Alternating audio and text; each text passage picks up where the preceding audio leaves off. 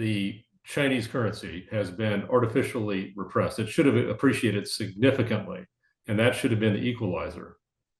Yes. And that wasn't allowed to happen. So the So, distortion has continued and continued and continued.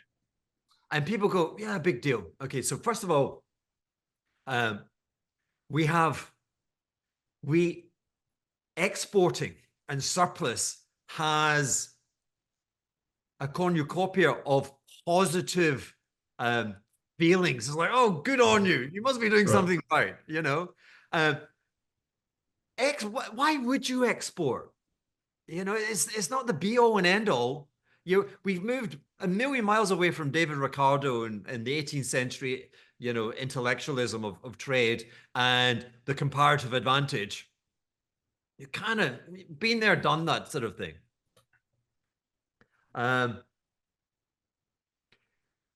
You trade for a reason to enrich your society.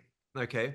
Now, the system that let's just pick on the Chinese. It's not a democratic system, and it has economic and political overlords, and they determine the level of prosperity in China.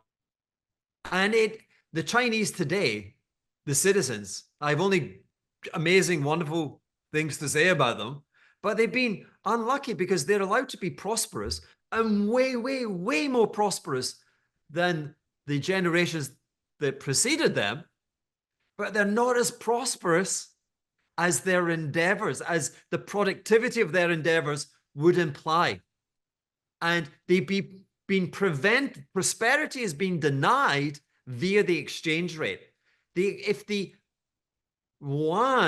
only required 4 renminbi to buy $1, it would be a hell of a lot richer. And your purchasing power of overseas goods and services would be immeasurably higher, and your demand would be higher. Now, we see this in the abysmally low consumption to GDP statistic, right? Now, that can be a dirty statistic. Some people have some government spending in that. You take all government out, and you're in the low 30% of GDP. Consumption versus about 70 in the US, right? Yeah. So consumption in China, in round figures, is about $3 trillion. And it should be like, we're missing, if you will, 40, not, what did I say?